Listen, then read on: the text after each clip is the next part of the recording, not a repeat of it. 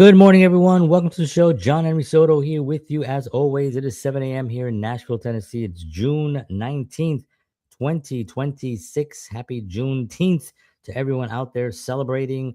Hope you have a wonderful day and a wonderful weekend. And happy Father's Day coming up on Sunday. Me being a father, it's a day I actually celebrate because it's one of the happiest days that I've had in my life, becoming a father and of course, I didn't do it by myself. I had the help of my wife. She was a big part of it, probably the most important part. But yes, happy Father's Day to all of you out there. Hope you're doing well. We're going to be talking a little bit about. So I mentioned a lot, probably maybe too much. The Rock and Roll Hall of Fame artists that I've actually had the pleasure of interviewing throughout the last couple of years, and I thought, what did I learn from them that I think could help um, elevate anyone listening to this to another understanding? Because remember, this is all mindset, right? This is all viewpoints. This is all how you carry yourself, what do you think, how you motivate yourself. And it's important to have these things around you because not everyone around you is going to motivate you. Not everyone around you is going to understand you. As a matter of fact, you're going to have to start trying to help those around you to lift them up, if they're not there to lift you up. And it becomes kind of a challenge, kind of a pain in the butt sometimes to do that. But you need people in your environment that can support you. And when you have different types of viewpoints and your mindset is strong because you've taken it from things that you've learned and things that you've read and saw, it can really help you navigate through the mucky muck of the when you're not feeling well, right? And when things aren't going great, you want to kind of get that. And oops, my camera just disappeared there. Oh, I'm back. That was weird. So this is some of the things that I'm going to talk about today about what I learned. So over the years, I've had the privilege of interviewing several legendary performers, including artists who have earned a place in the Rock and Roll Hall of Fame. And those artists would be Steve Smith, drummer for Journey, um, David Sanchez, the E Street Band with Bruce Springsteen in the Rock and Roll Hall of Fame, and we had who else did we have? I guess we had Kenny Aronoff, who's a drummer. He was the drummer for John Mellencamp, who is in the Rock and Roll Hall of Fame, and so he's in the Rock and Roll Hall of Fame with the John Mellencamp band. And I think it was somebody else that now I'm embarrassed because I can't remember. But these are some of the ones that I've interviewed. And of course, there was with this is not only Rock and Roll Hall of Fame, it's also a lot of award-winning filmmakers and actors that have also been given the highest awards you can possibly get, right? Oscars and things like that. Songwriters, Paul Williams, who is a one has an Academy Award for songwriting for writing a song. Um, He's the president of ASCAP. I mean, just incredible lives, that I've had the privilege of talking to, and it really does build uh, a certain level of understanding of the world that they live in, and that's kind of what we're going to talk about today. So, while many people see the fame, the hit records, and sold out concerts, my conversations with these artists revealed something much deeper. Behind the success were years of hard work, sacrifice, persistence, and unwavering commitment to their craft. These interviews gave me a rare opportunity to look beyond the spotlight and gain a better understanding of what it truly takes to build a lasting career in the entertainment industry. And these are some of the stories that I've heard. I mean, just incredible. And if you want to go back to some of these episodes, you can go back to the our channel and just look at some of these because you really learn a lot. But one of the main things that I learned is that these are normal humans, right? These are normal people. They excel in what they're doing because of their persistence and their consistency. They are so determined to do what they love to do that there is no outside noise that can stop them. This is like an amazing thing to actually witness and to hear the conversations one by one say basically the same thing, that there is nothing stopping them. And when things kind of do stop them, they do not stop. They keep going in either in another direction. They break the barrier. They go around it, under it, over it, whatever it takes. They have to actually keep going. And this is something that I learned, and I realized, wow, you know, I had no idea that this was something that it would never, ever, ever stop. And so one of the most important lessons I learned is that success is rarely the result of talent alone. They put in a lot of years of work. Nearly every legendary artist I spoke with emphasized the importance of discipline, consistency, and resilience. Resilience, because this is a industry that rejects you. It also has people at the top and in the middle that sometimes are not really that nice, and you have to kind of navigate through there. And sometimes you don't even see them, and you get lucky where you kind of go around them. But if they're there, you have to deal with them, right? Um, they face rejection, setbacks, changing industry trends, the personal challenges, yet they continued moving forward. Hearing these stories helped me understand that navigating the music business isn't about avoiding obstacles, it's about developing the ability to overcome them. The artists who endure are often the ones who refuse to quit when things get difficult. So the great story that Kenny Aronoff, who's an amazing drummer, who's played on more than 300 million records sold albums. So John Mellencamp is one of them. He's played with Paul McCartney. He's played with the biggest names that you can name in music. He is the guy. When you watch any of the Kennedy Honors events, he's the drummer. I mean, 90% of the time I've seen him be the drummer for those events. And he goes on tour he played on Melissa Etheridge's record, which I'm a big Melissa Etheridge fan, and he played on her earlier albums. Fantastic drummer and a really great character and a really great guy to talk to, and very giving of what he learned and his wisdom. He doesn't hold back on that. He just tells you exactly what it is. He's very straightforward, and I love that. And he told us a story about John Mellencamp, right? So he goes in to try to be the drummer for John Mellencamp, and he does not get it. He fails. He gets sent away. He says he's not the guy. And what does he do? Instead of going, first of all, he goes and he learns the whole catalog. He learns every single song on his own. He just makes sure that he knows the material. Then he goes back and he says, listen, I know I'm not in the band, but can I sit in the room and just watch the recording? Because I was here and I did audition, and they said, yes, you can hang around. And he hung around that studio. And I'm shortening the story for today. He has a much wider range. You can watch it on the episode if you get a chance. Kenny Aronoff, um, but he hangs around, and then one day the drummer that was there for some reason had to go do something. I can't remember the specifics of it, but he either had to leave or he was called away or didn't show up or got sick or something. And Kenny was there, and they said, "Well, do you know these songs?" He said, "Yeah, I know all the songs. I can step in." He stepped in and he never stepped out because he knew every song. He had it worked out so well that he impressed them so much that he became John Cougar Mellencamp. At the time, it was John Cougar Mellencamp, and then he dropped the Cougar, thank God, because that's a record label thing. The record label goes, "You should be John Cougar Mellencamp." Why? Well, it sounds cool because John Mellencamp. I don't know. That's just your name. Yeah, that's my name, dummy.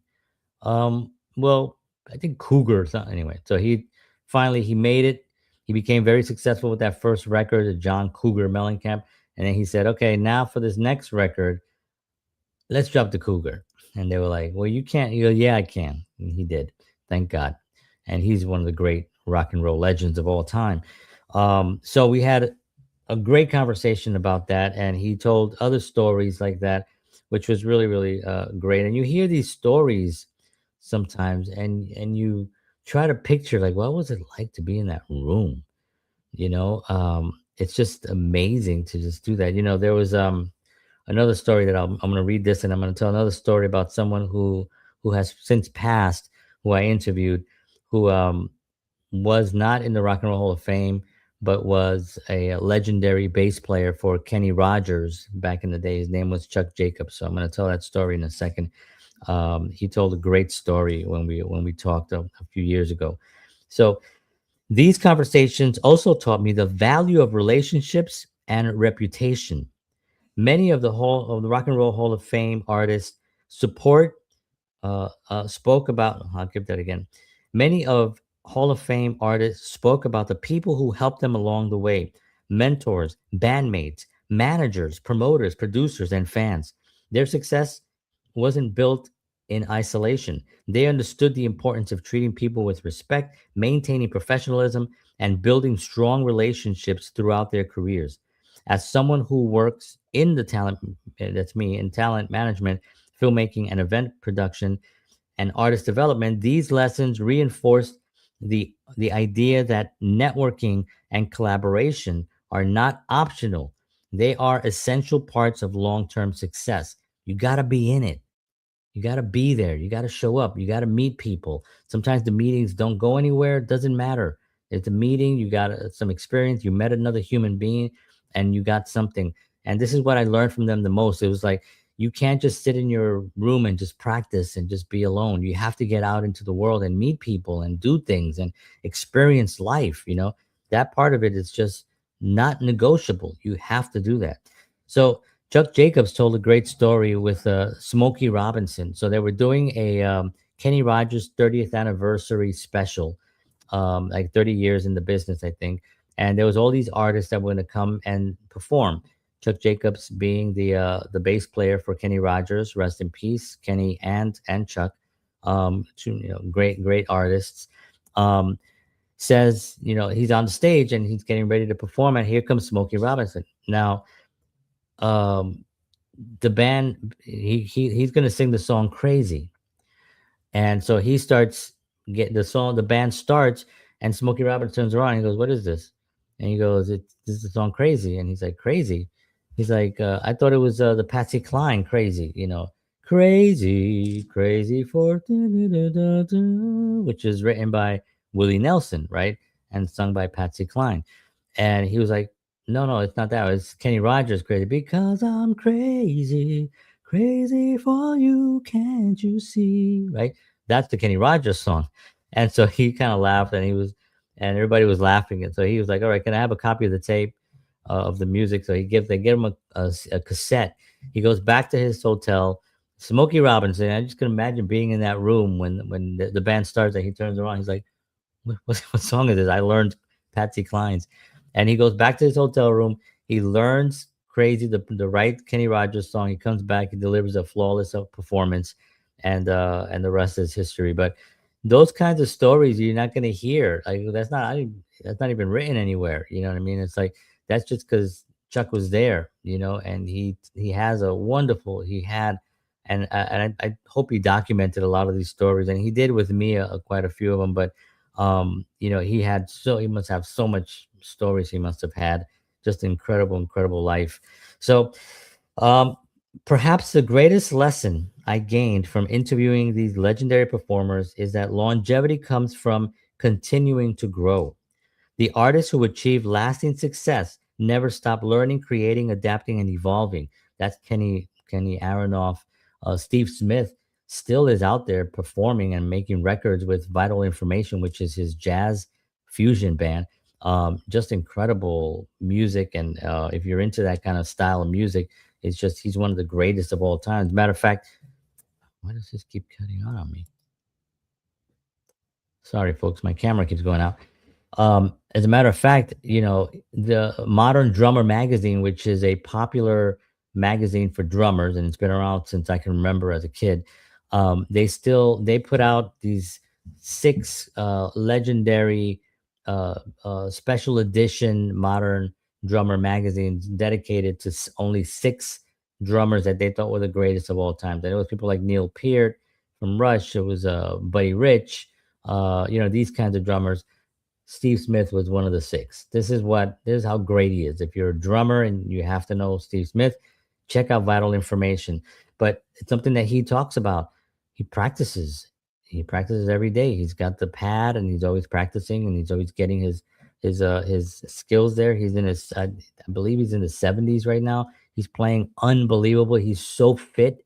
Like I saw a couple of clips of him recently and he's so fit and he's so smooth and so amazing. I mean, just unbelievable. Unbelievable. Perhaps the greatest lesson I gained from interviewing, anyway, I just said that already. The artists who achieve, I already said that. I'm going to go here. Okay, here we go. They remain passionate about their work while staying open to change. Those conversations have helped me better understand how to navigate the entertainment business, not by chasing quick success, but by focusing on relationships, service, consistency, and continuous improvement.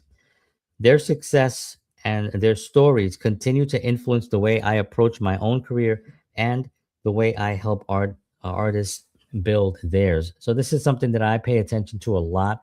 These conversations I take from them, I learn from them, I use what I learn because you're not going to get too many opportunities to learn to have conversations about with people that are at that level.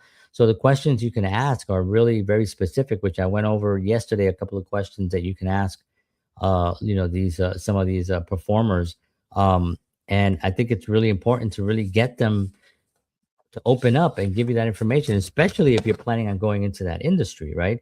So here's 10 rock and roll lessons uh, that I've learned from these artists, right?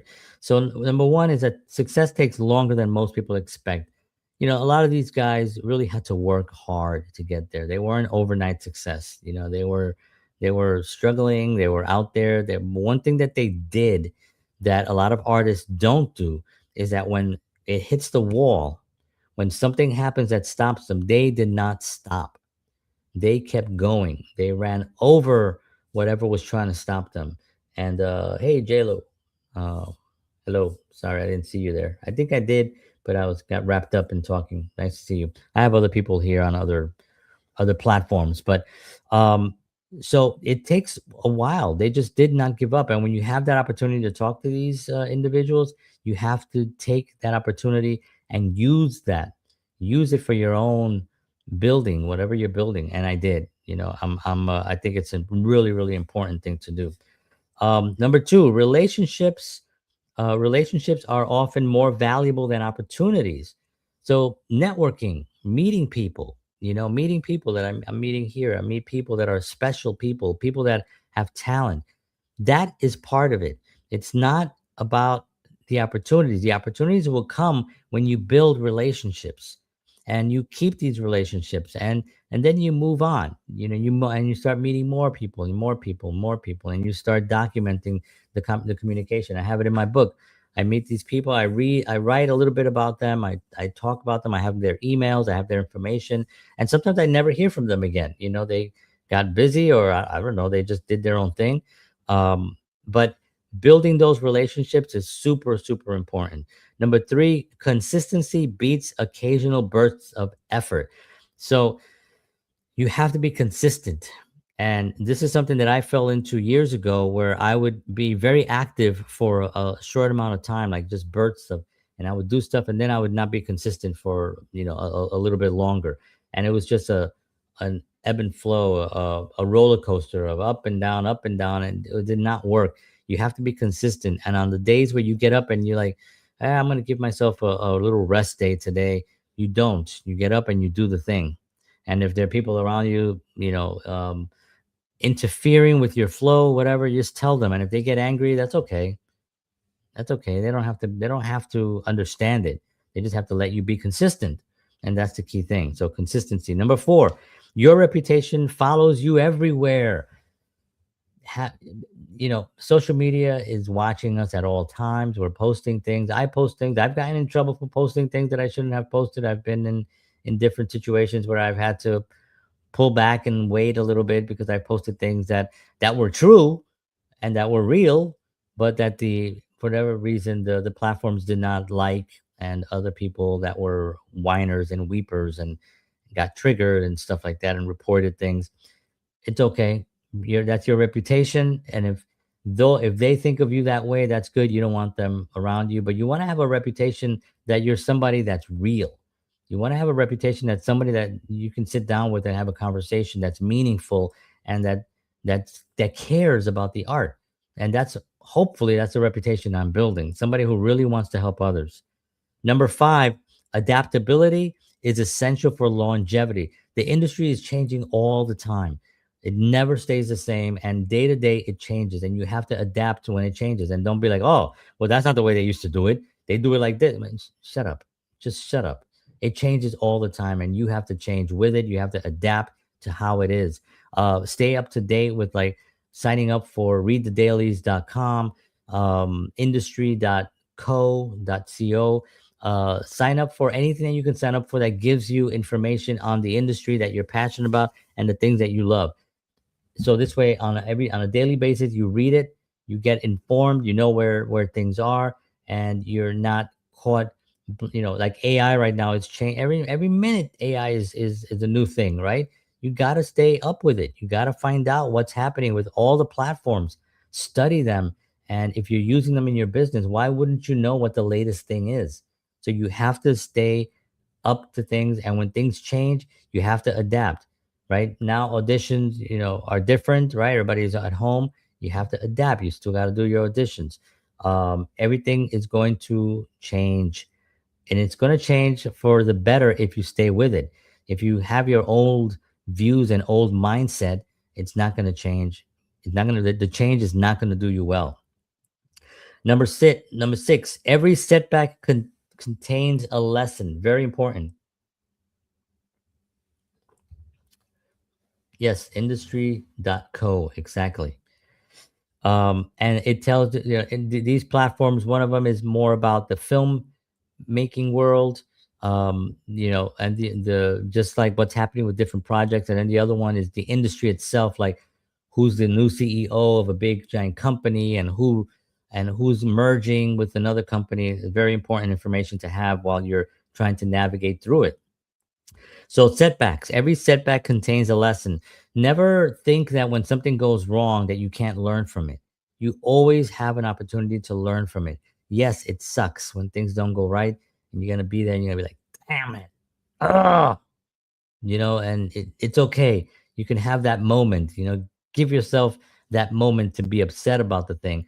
But you're gonna learn. You're gonna have to sit back and take notes and be like, okay, what was it that I did wrong? And don't blame anybody else. It's always you. 100% you. He said, no, it wasn't me because I signed with that agency. And yeah, you signed with them. Yeah, but I didn't know they were like, it doesn't matter. You signed with them. You didn't do enough research. You didn't make enough calls. You didn't get enough information. It's your fault. I'm sorry. It's always your fault, 100%, no matter what it is. Even if somebody did something to you, somebody says, I went out and a guy hit me on a bike. How is that my fault? You went out. You went out. You could have stayed home. You went out at the exact time with that bike. So it's very philosophical to think this way, right? It's a different mindset.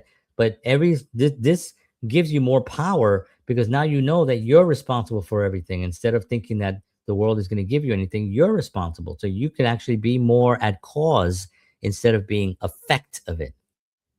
Number seven, great artists never stop learning. Don't think you know it all ever. There are a lot of things you're not going to know. And it's okay. That's the exciting part. That's the part that you want to learn. That's the part that you want to dive into. It's like the stuff you don't know. But the stuff you do know, use that to keep going, use that to help others, right? And then the stuff you don't know, get excited and be like, oh, you know what? I don't know about that.